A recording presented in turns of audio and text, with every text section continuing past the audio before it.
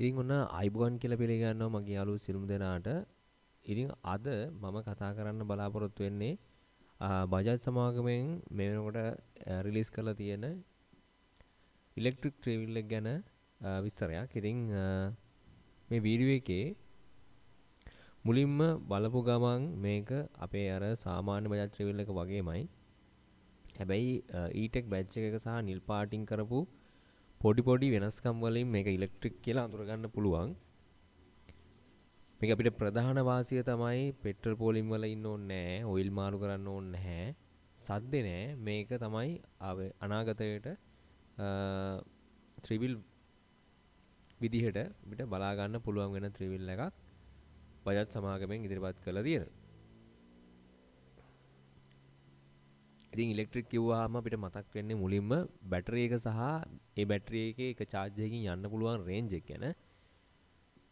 මේ වාහනේ බැටරි ධාරිතාව තියෙන්නේ 8.9 කිලෝවොට් hour ලිතියම් අයන් බැටරි එකක්. ලිතියම් අයන් බැටරි ගැන කතා කරාම ලිතියම් අයන් බැටරි එක වතුරට දූවිල්ලට ඔරොත්තු දෙනවා කාලයක් දරාගෙන ඉන්න පුළුවන් බැටරි එකක් තමයි ලිතියම් අයන් කියලා කියන්නේ. හැබැයි ලිතියම් ෆොස්ෆේට් බැටරිය පාවිච්චි කරන්න පුළුවන් නම් ඊට වඩා හොඳයි. ඒතර ගිනි ගැනීම වලින් එහෙම ආරක්ෂා වෙනවා කියලා කියනවා. එතකොට මේ බැටරිය එක්වරක් පමණක් charge කරාම සමාගම කියන විදිහට එක සැරයක් charge කරාම කිලෝමීටර් 178ක් යන්න පුළුවන් කියලා කියනවා. හැබැයි ඒ දුර නම් යන්න වෙන්නේ නැහැ. ප්‍රායෝගිකව පාර යනකොට අනිවාර්යෙන් 120ක් 140ක් වගේ තමයි බලා ගන්න පුළුවන් වෙන්නේ. charge කරන්න සාමාන්‍ය ගෙදර තියෙන plug එකකින් පැය 4යි විනාඩි 30කින් වගේ 100%ක් charge කරගන්න පුළුවන්.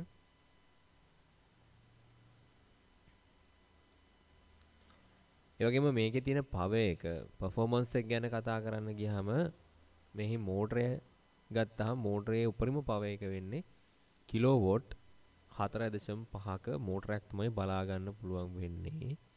ඒ වගේම ටෝක් එක ගත්තාම නිව්ටන් මීටර 60ක ටෝක් එකක් හොඳ ටෝක් එකක් බලා ගන්න පුළුවන් නිසා කන්දක් උනත් බඩු දාගෙන මේ පහසුවෙන්ම ගමන් කරගන්න පුළුවන් වෙයි කියලා විශ්වාස කරන්න පුළුවන්.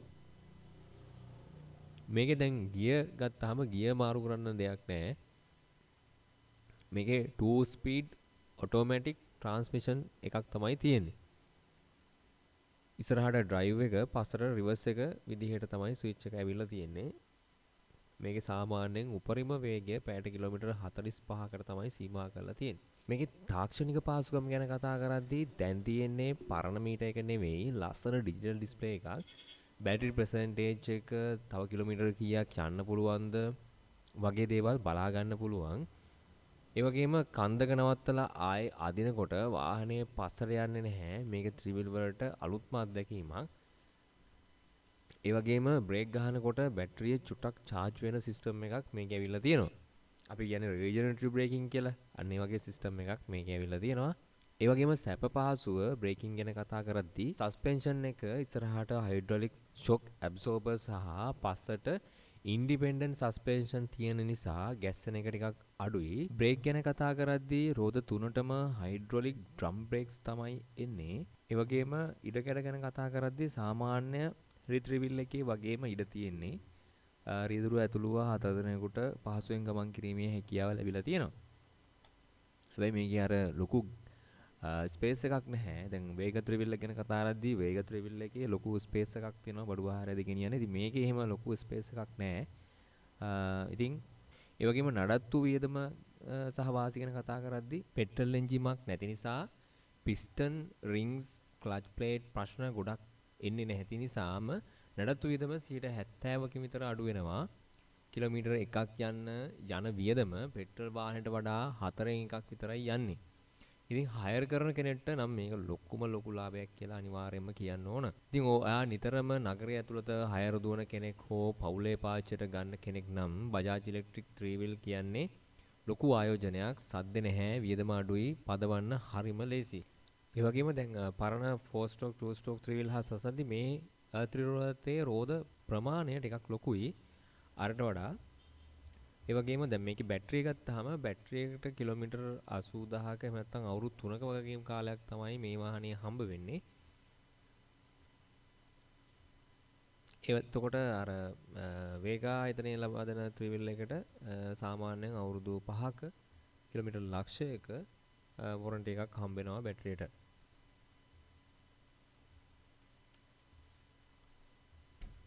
ඒ වගේම ප්‍රයිස් එක ගනිද්දී ප්‍රයිස් එක සාමාන්‍යයෙන් ලක්ෂ 23ත් 25ත් අතර මුදලක් තමයි මේ වාහනේ වටිනාකම් වෙන්නේ. සාමාන්‍යයෙන් වෙළඳ පොලේ අනිත් ඉලෙක්ට්‍රික් ත්‍රිවිල් වලට වඩා ගාණ අඩුයි. හැබැයි ෆිනිෂිං එක මදි.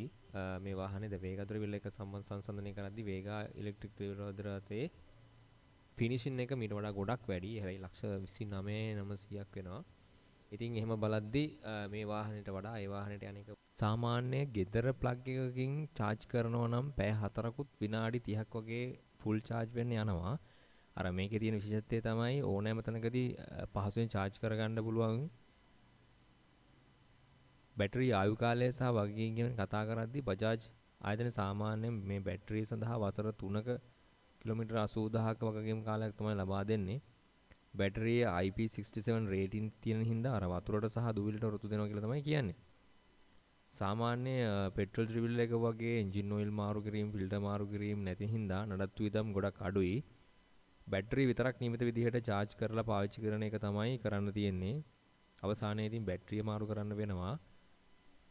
හැබැයි අනිත් ඉතින් එක බලද්දී බැටරියට යන වියදම එක්ක බලද්දී සාමාන්‍යයෙන් වාසියක් තියෙනවා කියලා හිතනවා.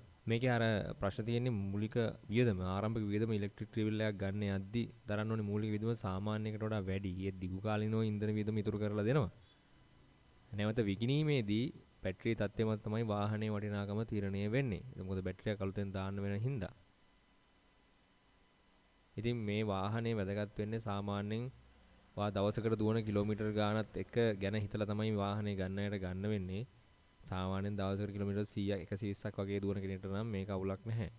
අනිත් අයට නම් මේ වාහනේ හරියන්නේ නැත කියලා තමයි අපිට කියන්න තියෙන්නේ. ඇත්තටම දැන් ගොඩක් අයට තියෙන ප්‍රශ්න තමයි පෙට්‍රල් ත්‍රිවිල් එකක් ගන්නවද ඉලෙක්ට්‍රික් එකක් ගන්නවද කියන කාරණේ. එතකොට මෙතනදී ගොඩක් දෙනෙක් හිර වෙනවා. ඉතින් මම චුට්ටක් ඒකට කරුණු ටිකක් පැහැදිලි කරන්නම්. ඔයා දැන් දිනකට ධාවනය කරන දුර ගැන හිතමුකෝ. සාමාන්‍යයෙන් ඉලෙක්ට්‍රික් එකකදී නම් දිනකට කිලෝමීටර 100ක් වගේ යන්න පුළුවන් වෙන්නේ. උපරිම 130ක් යයි. මේක තමයි එහෙම යන කෙනෙක්ට නම් ඉතින් ඉලෙක්ට්‍රික් එක තමයි ලාභ. රෑට charge කරලා උදේට වැඩට බැස්සහම දවස දුවන්න පුළුවන් නේ. හැබැයි පෙට්‍රල් වීල් එකක් ගන්න ඕන. ඔයා දවසකට කිලෝමීටර 200කට වඩා දුවන කෙනෙක් නම් නැත්නම් හදිසියේ දුර ගමන් යන්න සෙට් වෙනවා නම් පෙට්‍රල් එකක් ගන්න එක තමයි ලේසි. මොකද පාරේදී පෙට්‍රල් ගහන්න විනාඩි 5ක් යද්දි ඉලෙක්ට්‍රික් එක charge කරන පැය ගාණක් යනවනේ. ඉතින් ඒ හින්දා ඒ වගේ කෙනෙක්ට අනිවාර්යෙන් වා ගන්න ඕනේ එහෙනම් පෙට්‍රල් මේ පෙට්‍රල් ත්‍රිවිල් එකක් තමයි ගන්න ඕනේ. ඊට පස්සේ නඩත්තු වියදම ගැන කතා කරද්දී මේ ඉලෙක්ට්‍රික් එකේ දියුණුව මේ ඒකේ ප්‍රශ්න ඒකේ විශේෂත්වය තියෙන්නේ පෙට්‍රල් ලීටර එකකට වියදම වලට වඩා charge කරන යන වියදම ගොඩක් අඩුයි. එන්ජින් ඔයිල් අර ෆිල්ටර් ටියුන් අප් ඒ ප්‍රශ්න මුකුත් නැහැනේ. ඒ නිසා අර මේන්ටේන් කොස්ට් එක ගොඩක් අඩුයි. පෙට්‍රල් වාහනේ ගත්තාම හැම මාසෙකම වගේ නඩත්තුවක් විදමක් සෙට් වෙනවා අනිවාර්යෙන්. මොකද දවසට කිලෝමීටර් 200ක් විතර දුවනවා කියලා කියන්නේ දවස් 10ක් දුවනකොට කිලෝමීටර් 2000ක් දුවලානේ. 3000ක් දිව්වාම අනිවාර්යෙන් සර්විස් එකක් කරන්න වෙනවා. ඒතර ඔයිල් මාරු කරන්න ඕන, සර්විස් කරන්න ඕන, ඒ කොස්ට් එක එනවා. ඉලෙක්ට්‍රික් එකේදී ඒ ප්‍රශ්නේ එන්නේ නැහැ. ඒ වගේම පෙට්‍රල් මිලත් ඉහළ පහළ යනවා. ඔයාගේ සාක්කුවට එක කෙලින්ම අනිවාර්යෙන් බලපානවනේ. ඒක ගැනත් හිතන්න. ඊළඟට දැන් ඉනිෂියල් කොස්ට් එක ගත්තාම ඉලෙක්ට්‍රික් එකේ යන මූලික මුදල වැඩි. ඒ කියන්නේ ලක්ෂ 30ක් 40ක් වෙනවා. සමහර 25 30 40 ඔහොමනේ යන්නේ. 30ක් වගේ වෙනවා. දැන් මේක එකත් 30ක් විතර වෙනවා. එතකොට මේකත් 25ක් විතර වෙනවා. අනිත් බ්‍රෑන්ඩ් උත් එහෙම තමයි. එහෙන් බලද්දි අර මූලිකව දාන්න ඕනේ මුදල වැඩි 150ක් ඇඩ්වාන්ස් කරන්නත් එපා.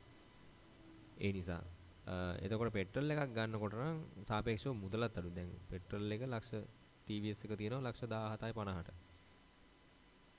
බජාජ් එක තියෙනවා ලක්ෂ 20ට. හරි. එතකොට අපිට දෙන්න ඕන මූලික මුදල අඩුයි. හැබැයි දැන් දිගු කාලිනව දුවද්දී ඉලෙක්ට්‍රික් එකෙන් ඒ ගාන කවර් වෙනවා. එහෙම ප්‍රශ්නයකුත් තියෙනවා. ඒකත් පොඩ්ඩක් කල්පනා කරලා බලන්න. දිගු කාලිනව ගද්දී අරක ලාභයි කියලා හිතෙනවා. මොකද බැටරිය දාන්න සාමාන්‍ය ලක්ෂ 3ක් 4ක් ගියත් අර එන්ජින් වල රිපෙයාර් වලටයි ඔයිල් වලටයි සර්විස් වලටයි යන කොස්ට් එක අඩු වෙනවනේ. එහෙම ගණන් හදලා බැලුවාම බැටරියට යන ගාණත් එක බලද්දි අරක ලාභයි. ඉලෙක්ට්‍රික් එක ලාභයි. දැන් බැටරිය හින්දා තමයි ගොඩක් කට්ටිය බය වෙලා තියෙන්නේ. ඉලෙක්ට්‍රික් එකේදී අවුරුදු 5යි 6යි බැටරිය දාන්න උනොත් කියලා ලොකු මුදලක් යනවා කියලා එක තමයි හැමෝම බය තියෙන්නේ. හැබැයි මේ අවුරුදු 5 6 ඇතුළත ඔයාලට පෙට්‍රල් වලින් ඒ ගාණ ඉතුරු වෙලා. ඊට වැඩි ගාණ පෙට්‍රල් වලටයි ඔයිල් වලටයි එන්ජින් රිපෙයාර් වලටයි මේන්ටෙනන්ස් වලටයි ගිහිල්ලා. එහෙන් බලද්දි ඔයාලට බැටරියට සල්ලි ටික එකතු කරලා ඒක දාන එක ලාභයි කියලා හිතෙනවා. දැන් මගේ අදහස අවංක අදහස මම ඔයාලට කියන්නම්. දිනකට සීමිත දුරක් නම් ගමන් කරන්නේ. ඒක ගෙදර charge කරන්න පහසුකම් තියෙනවා නම්. අරද්දු ප්‍රශ්නේ ඔළුවට ගන්න කැමති නැති කෙනෙක් නම් පරිසර හිතකාමී වෙන්න කැමති නම් ඔයා ඉලෙක්ට්‍රික් වාහනයක් ගන්න.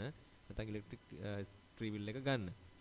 හැබැයි හයර් දුවනවා නම් දිනකට දුවන වාර ගාන නිශ්චයක් නැත්නම් ගොඩක් දුර දුවනවා නම් කඳු පල්ලම් සහිත දුෂ්කර ප්‍රදේශවල නිතර යනවා නම් ඕනෑම වෙලාවක ලෑස්ති පිට දුර ගමනක් යන්න ඕන නම් පාවිච්චි කරපු වාහනේ ඉක්මනින් විකුණා ගන්න ඕන නම් අන්න පෙට්‍රල් වාහනයක් තමයි ගන්න ඕන. මාකට් එක ගැන හිතනවා නම් ඔයා ගන්න ඕන පෙට්‍රල් ත්‍රී වීල් එක. ඉතින් ඔන්න මේ කියපු කාරණාත් එක්ක ඩිසිෂන් එකක් ගන්න පුළුවන් වෙයි කියලා මම විශ්වාස කරනවා මේ වීඩියෝ එක. ඉතින් මම හිතනවා හැමෝටම වැදගත් ඇති කියලා. ඉතින් එන ගිහිල්ලා එනම් අදට මම වාගෙන් සමුගන්නවා. එහෙනම් මගේ වීඩියෝ එක හොඳයි නම් අනිවාර්යෙන් ලයික් එකක් දාන්න. ඒ වගේම නොදන්න යාළුවන්ට දැනගන්න ෂෙයා කරන්න. ඒ වගේම සබ්ස්ක්‍රයිබ් කරන්න. සබ්ස්ක්‍රයිබ් කරලා නැත්නම් එහෙනම් ගිහිල්ලා එනම් හැමෝටම ජය වේවා.